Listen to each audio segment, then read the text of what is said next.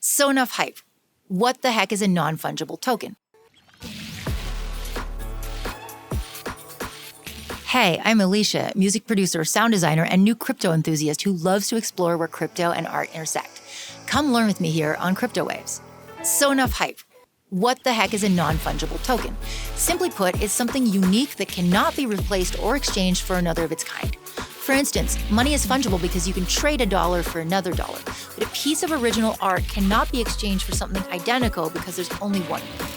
An NFT's authenticity, scarcity, and uniqueness are guaranteed by the blockchain system and its method of publicly recording every transaction. This is what makes an NFT valuable to a collector instead of just downloading a copy of the item. You know its story and are guaranteed its origin. NFTs are the evolution of collectibles with a modern twist. You can also use them as collateral for loans, deposit them to farm other tokens, or even build resale royalty agreements right into the smart contract, depending on the platform. You can even fractionalize your NFT and give investors and fans an opportunity to trade its shares on decentralized exchanges like Uniswap. All of this potentially while their value appreciates in NFT marketplaces. NFTs can be tied to physical objects, game assets, digital collectibles, paintings, songs, publications, and even moments in time, GIFs, or tweets. The actual token itself is simply a unique code identifier made during the creation process, known as minting. To mint your first NFT, you're going to need a digital wallet. A good free one that runs right in your browser is MetaMask. Then you're going to need some gas to pay network fees, some token currency native to your blockchain, usually Ethereum, which will pay for your transaction costs. There are a wide variety of minting and exchanges and marketplaces to choose from when minting your NFT. Here are a few factors to think about. Curated versus open. Some marketplaces are open to everyone and others only by invitation. This can also determine the type of buyers that your NFT will attract. Many of those high-rolling crypto art buyers you've heard of prefer to have their selection curated or ally themselves with a specific marketplace. It's easy to get on OpenSea, so easy that it's known as the eBay of NFTs. But let's face it, high art collectors often go to specific art auctions, not just shop on eBay. Think about your audience.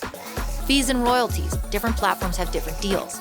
Some take a commission percentage ranging from 2.5% to 15%. The curated marketplaces like Foundation and Nifty Gateway tend to take commissions on the higher end, but as I said, they also tend to attract higher purchasing power.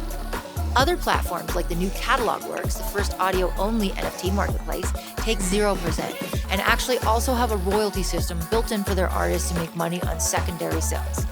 If you are collaborating with another artist, be aware that only some marketplaces allow for automatic royalty splits, which means you may have to create a manual agreement with them instead. File size and unlockables. So actually, it's not practical at all to store larger files on the blockchain due to the way they are recorded and reproduced. So most of these platforms have file upload size limits of 10 to 30 megs, which can be pretty limiting sometimes. If the platform you choose has unlockables, this means you can attach a link or password that's only accessible to the token holder with additional content and no such size limitations. However, you also have to choose where to host this content, which begs the question, decentralized storage. This is a problem still in the works.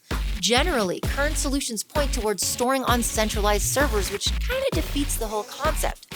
If you store your unlockables on Google Drive and later lose access to the storage, the current owner of your NFT has just lost all the value. It is worth thinking about how secure, permanent, and unique your storage destination is. Even though your token itself is decentralized, it's probably pointing to something that depends entirely on a company to maintain their centralized service. A lot of these NFT marketplaces that promise to store your files are actually hosting them through their own centralized private gateways, which you then are just supposed to trust will always stay online. If you're interested in finding out more about ongoing storage solutions, look up these projects. Gas fees. Most mainstream NFT marketplaces are currently on the Ethereum network, which is known for extremely high network use fees, aka gas fees. The current demand and rising values often create prohibitively high fees, and since the fee is the same whether you're spending 5 or 5 million, this can be a deterrent for all but the richer collectors. Some NFT marketplaces have started using alternate blockchains which tackle these issues in creative ways. Sidechain technology allows the chain to run side by side with the main Ethereum network and interact with it more efficiently, quickly, and cheaply. This means if you sell your NFT using a sidechain network like Polygon, the gas fees will be thousands of times cheaper. Some marketplaces allowing you to mint through Polygon are OpenSea and Cargo. As well, the Ethereum network is currently scaling to Layer 2. Energy concerns. These low costs and greater efficiency are often due to using proof-of-stake technology. New NFT marketplaces have sprung up that are completely unlinked to the Ethereum chain at all, such as Heyket.net, which uses Tezos, or Ghost Market, which uses Phantasma and Neo. Usually, the art collector will want to know that their art is hosted reliably, securely, and permanently, so using a lesser established chain can be a risk factor considered by the art buyer. Another way to be nicer to the environment is to look for something called lazy or gasless minting. This means that your NFT will not actually be published to the network, therefore using energy to print to the blockchain until it's sold or transferred to a next owner. This means you're not stuck paying gas fees for things you haven't sold, and it also means you can make changes to your item right up until it sells. Personally, I'm afraid of commitment, so this is a lifesaver. Intellectual property. Although there's a ton of discussion and debate still surrounding this issue, let's keep it simple here. Unless the platform or smart contract you use says otherwise, selling an NFT of your song does not give the buyer rights to your song.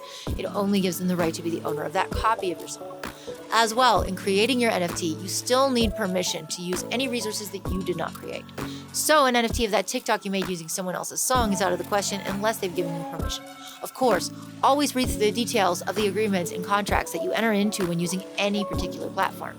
In summary, an NFT is really the digital version of a certificate of authenticity made in the blockchain. There's so much more to NFTs, so keep tuning in for more discussions of everything blockchain here on Cryptowaves.